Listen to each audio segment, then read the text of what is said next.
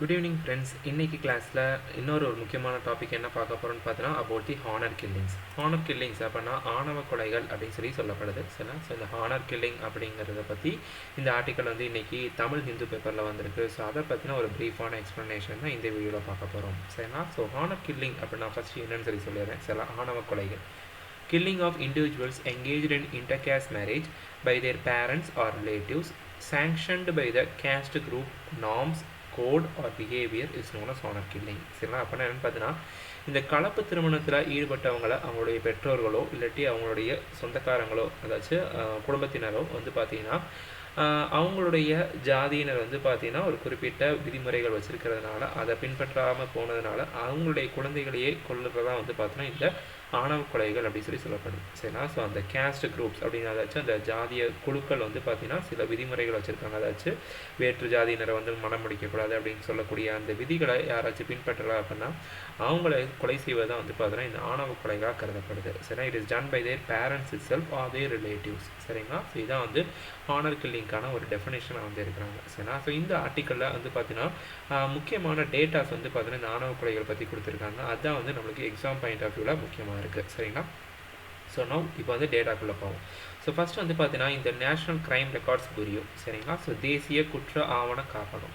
So இந்த காப்பகம் பார்த்தீங்கன்னா இந்த ரீசெண்ட் டைம்ஸில் இந்த ஹானர் கில்லிங்ஸ் அப்படிங்கிறது பார்த்தீங்கன்னா அதிகமாக இருக்குது அப்படின்னு சொல்லிட்டு ஒரு ரீசெண்டான ரிப்போர்ட்டை கொடுத்துருக்காங்க. ஃபார் எக்ஸாம்பிள் பார்த்தீங்கன்னா 2020 25 கொலைகள் நடந்திருக்கு. அதே இது பார்த்தீங்கன்னா 2021 33 கொலைகள் பதிவாயிருக்கு. சரிங்களா? ஸோ இந்த பதிவுகளே தப்பு அப்படின்னு சொல்லிட்டு நிறையா என்ஜிஓஸ் பார்த்தீங்கன்னா கம்ப்ளைண்ட் பண்ணிட்டு இருக்காங்க. சில என்ஜிஓஸ் நினைக்கிறீங்க நான் கவர்மெண்ட் ஆர்கனைசேஷன்ஸ்லாம் அவங்க இன்னுமே இந்த எண்ணிக்கை ஜாஸ்தியாக தான் இருக்குது, பதிவு செய்யப்படுகின்ற இந்த கொலைகள் ரொம்ப கம்மியாக தான் இருக்குன்னு சொல்லிட்டு அவங்க குற்றச்சாட்டு வைக்கிறாங்க. ஸோ நமக்கு அஃபிஷியலாக வந்திருக்கக்கூடிய டேட்டாஸ் இந்த டேட்டாஸாக 2020 25 கொலைகள் இது பார்த்தீங்கன்னா 33 பார்த்தீங்கன்னா அடுத்த வருஷம் உயர்ந்திருக்கு. ஸோ இப்படி இந்த எண்ணிக்கை அதிகமாகிக்கிட்டே போகுது அப்படிங்கிறது தான் இந்த ஆவண காப்பகத்துடைய டேட்டாஸ் தெரிய வருது. ஸோ முக்கியமாக பார்த்தீங்கன்னா நீங்கள் எக்ஸாமில் டேட்டாஸ் போடுறப்ப இந்த மாதிரி ரெப்ரசென்ட் பண்ணீங்க அப்படின்னா உங்களுக்கு போடுவதும் எளிதாக இருக்கும், புரிஞ்சுக்கிறதுக்கும் பார்த்தீங்கன்னா உங்களுக்கு ஈஸியாக இருக்கும். ஸோ உங்களுக்கு மார்க்ஸ் ஈஸியாக அவார்ட் பண்ணுவாங்க. So most of the time datas நீங்கள் இந்த மாதிரி ரெப்ரசென்ட் பண்ணி பாருங்கள். சரிங்களா?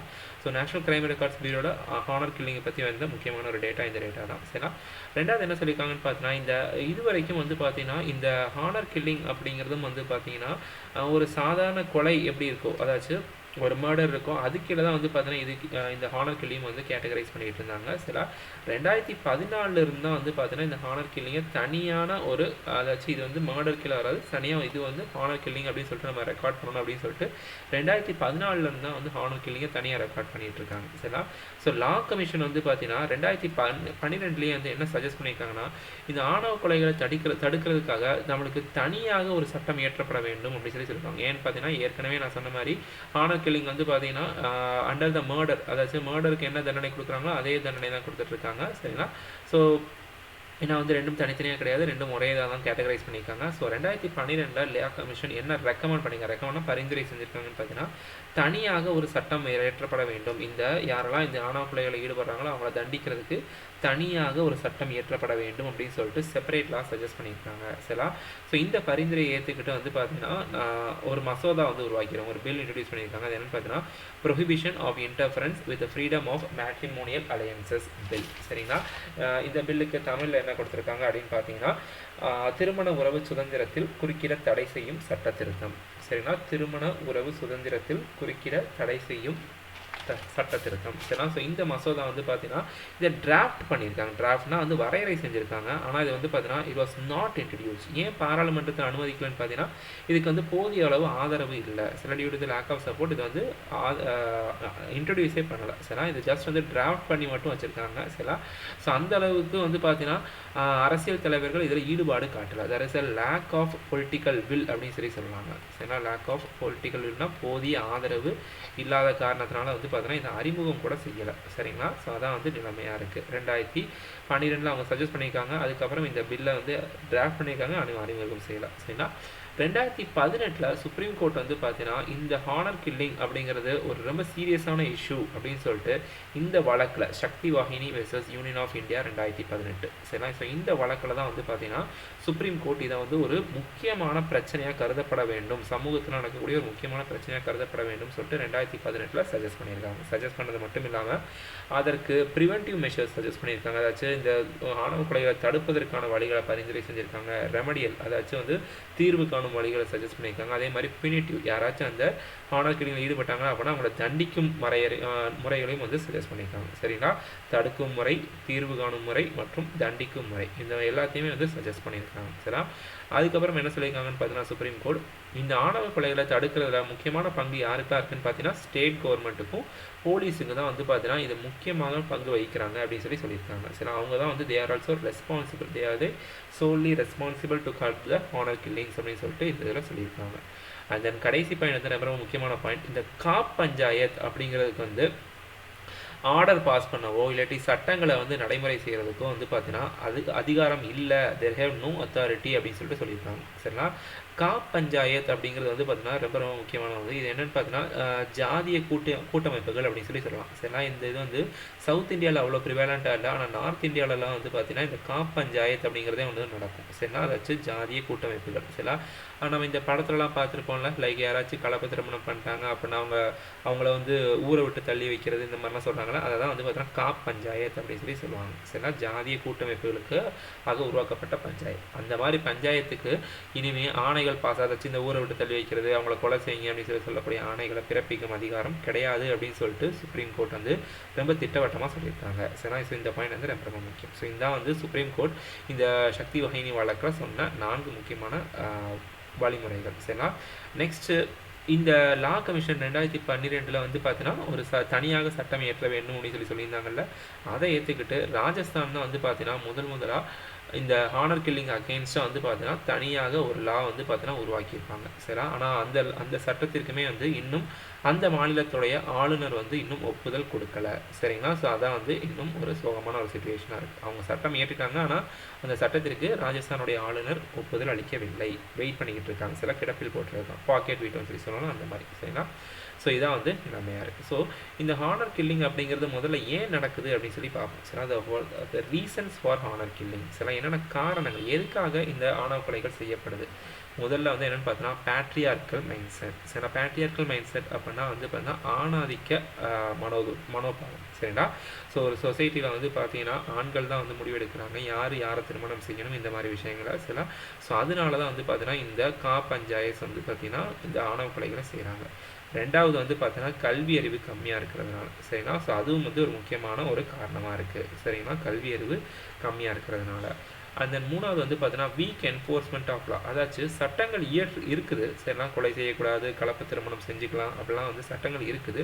ஆனால் அந்த சட்டங்களை சரிவரையாக வந்து பார்த்தீங்கன்னா இம்ப்ளிமெண்ட் பண்ண மாட்டாங்க. Weak enforcement of law. சரிங்களா. ஓகே, ஏன் இம்ப்ளிமெண்ட் பண்ண மாட்டாங்க? There is a lack of political will. சரிங்களா.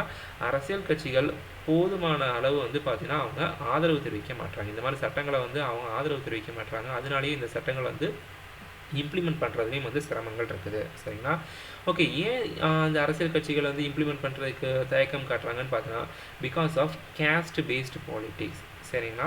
ஏன்னா அரசியல் செய்வதுக்கு நம்ம நாட்டில் ஜாதி வந்து பார்த்திங்கன்னா ரொம்ப ரொம்ப முக்கியமான ஒரு பங்கு வச்சதான். அதுதான் வந்து நம்ம ஓட் பேங்க் பாலிட்டிக்ஸ் அப்படின்னு சொல்கிறோம். சரிங்களா. அதாச்சும் வாக்கு வங்கி அப்படின்னு சொல்கிறாங்கல்ல, இங்கே வந்து ஒவ்வொரு ஜாதியினருமே வந்து வாக்கு வங்கியாக கணிக்கப்படுறாங்க. சரிங்களா. ஸோ ஏதாச்சும் ஒரு ஜாதியினருக்கு அப்போஸ் பண்ணி நீங்கள் ஒரு சட்டம் ஏற்றினீங்க அப்படின்னா அவங்களுடைய வாக்கு வந்து உங்களுக்கு வராமல் போயிடும். சரிங்களா. அதனால தான் வந்து பார்த்தீங்கன்னா there is a lack of political will. சரிங்களா. அதனாலேயே வந்து நிறையா சட்டங்கள் வந்து அவங்களுக்கு அகெயின்ஸ்டாக பண்ணாமலே இருக்கிறாங்க. சரிங்களா. ஸோ இதுவும் வந்து முக்கியமான காரணம் ஹானர் கில்லிங்க்கு. அண்ட் தென் அஞ்சாவது வந்து பார்த்தீங்கன்னா reinforcement of caste sentiments through institutions like khap panchayat. அதாச்சும் வந்து பார்த்தீங்கன்னா நம்ம படிக்க அதாச்சும் மக்கள் நிறைய பேர் கல்வி கற்க வந்து பார்த்தீங்கன்னா என்ன ஆகணும், இந்த ஜாதி அப்படிங்கிறது கொஞ்சம் கொஞ்சமாக டைல்யூட் ஆகணும். அதாச்சும் வந்து கொஞ்சம் கொஞ்சமாக கரைஞ்சு ஜாதியே இல்லாத ஒரு சமூகம் வந்து அமைய வேண்டும். ஆனால் இப்போ என்ன ஆகுதுன்னு பார்த்தீங்கன்னா இந்த கேஸ்ட் சென்டிமெண்ட் ரீஇன்ஃபோர்ஸ்மெண்ட் அதாச்சும் இன்னும் வந்து வலுவடையுது. சரிங்களா. ஏன் வலுவடையுது? ஏன்னா because of this institutions like khap panchayat. இந்த காப் பஞ்சாயத்து மாதிரி ஆர்கனைசேஷன்ஸ் இருக்கிறதுனால ஜாதி வந்து நீர்த்து போகாமல் இன்னுமே வந்து ரொம்ப வலுவடையுது அப்படிங்கிற அப்படிங்கிறத வந்து பார்த்தீங்கன்னா இங்கே ஒரு முக்கியமான காரணமாக இருக்குது. பஞ்சாயத்துனா அந்த ஜாதிய கூட்டமைப்புகள் அப்படின்னு சொல்லியிருந்தேன். சரிங்களா? ஸோ இந்த மாதிரி காரணங்கள் தான் வந்து இந்த ஆணவ கொலைகளுக்கு முக்கியமான ஒரு பங்கு வகிக்குது. ஓகே, அப்போ இதுக்கு என்ன சொல்யூஷன் கொடுக்கலாம் அப்படின்னு சொல்லி பார்ப்போம். சரிங்களா? சொல்யூஷன் என்னன்னு பார்த்தீங்கன்னா ஃபர்ஸ்ட் வந்து கல்வி. சரிங்களா? ஸோ ஒரு கல்வி அறிவு மூலயமா மட்டும்தான் வந்து பார்த்தீங்கன்னா ஒரு சொசைட்டியை முன்னாடி கொண்டு வர முடியும். அதாச்சும் வந்து பார்த்தீங்கன்னா இந்த பின்னோக்கு பார்வையான இந்த ஜாதியாக இருக்கட்டும், ஆணாதிக்க மனோபாவமாக இருக்கட்டும், இது எல்லாத்தையும் உடைத்தெறிந்து வரணும் அப்படின்னா கல்வி தான் வந்து அதுக்கு ஒன்லி சொல்யூஷன். சரிங்களா? அது மட்டும் இல்லை, பெண்களின் முன்னேற்றம். சரிங்களா? Empowerment of women. சரிங்களா? ஸோ முக்கியமாக இந்த ஆணவ கொலைகள், இந்த காப் பஞ்சாயத்து இதெல்லாம் எங்கே நடக்கும்னு பார்த்தீங்கன்னா இந்த வில்லேஜஸ். சரிங்களா? கிராமப்புறங்களில் தான் நம்ம இதை அதிகமாக பார்க்க முடியுது. ஏன்னா அங்கே கல்வி அறிவும் கம்மியாக இருக்குது, பெண்களின் முன்னேற்றமும் அங்கே கம்மியாக இருக்குது. சரிங்களா? சிட்டியில் வந்து நம்ம அவ்வளோலாம் பார்க்குறது கிடையாது இல்லையா? ஸோ ஏன் அங்கே வந்து விமன் எம்பவர்மெண்ட் ஜாஸ்தியாக இருக்குது. சரிங்களா? ஸோ இதுதான் வந்து பார்த்தீங்கன்னா அதுக்கு முக்கியமான ஒரு தீர்வாக இருக்கும். Next strict action against the caste based atrocities. சரிங்களா? யாராச்சும் இந்த ஜாதிய கொடுமைகள், அதாச்சும் ஜாதியை வச்சு டிஸ்கிரிமினேஷன் பண்ணுறதா இருக்கட்டும், சரிங்களா, இந்த ஆணவ கொலைகளில் ஈடுபடுறதா இருக்கட்டும், இந்த மாதிரி விஷயங்களில் ஈடுபடுறவங்களுக்கு ஸ்ட்ரிக்டான பனிஷ்மெண்ட் வந்து கொடுக்கணும். சரிங்களா? இது ரெண்டாவது தீர்வாக இருக்குது. மூணாவது ஸ்ட்ரென்தனிங் த லா என்ஃபோர்ஸ்மெண்ட் ஏஜென்சிஸ், அதாச்சும் போலீஸ். சில லா என்ஃபோர்ஸ்மெண்ட்னா சட்டத்தை ஒழுங்குமுறைப்படுத்தும் நிர்வாகம், அதாச்சும் போலீஸ் வந்து பார்த்தீங்கன்னா ஸ்ட்ரென்தன் பண்ணணும். ஏன்னா முக்கியமான இந்த ஆணவ கொலைகளுக்கு அதாச்சும் துணை நிற்கிறது யாருன்னு பார்த்தீங்கன்னா போலீஸுடைய உதவி இல்லாமல் பார்த்தீங்கன்னா நடக்க மாட்டேங்குது. சரிங்களா? ஸோ இப்போ ரீசெண்டாக இங்கே கொடுத்த இந்த புதுக்கோட்டை வழக்கில் கூட வந்து பார்த்தீங்கன்னா போலீஸ் வந்து சரியாக ஆக்ஷன் எடுத்திருக்க மாட்டாங்க. அதனால தான் அந்த ஆணவ கொலை நடந்திருக்கும். சரிங்களா? ஸோ அதனால அந்த போலீஸ் ஆர்கனைசேஷனை ஸ்ட்ரென்தன் பண்ணணும். சரிங்களா? ஸோ அவங்க வந்து சட்டத்தை சரிவரியாக இம்ப்ளிமெண்ட் பண்ணாலே வந்து பார்த்தீங்கன்னா இந்த ஆணவ கொலைக்கு அகேன்ஸ்டாக வந்து பார்த்தீங்கன்னா நிறைய தம்பதிகளை வந்து காப்பாற்ற முடியும். சரிங்களா? அதான் வந்து சொல்யூஷன். அண்ட் தென் கடைசி பாயிண்ட் என்னென்னு பார்த்தீங்கன்னா steps to reduce caste discrimination இந்த சொசைட்டி த்ரூ ரிஃபர்மேட்டிவ் எஜுகேஷன். சரிங்களா?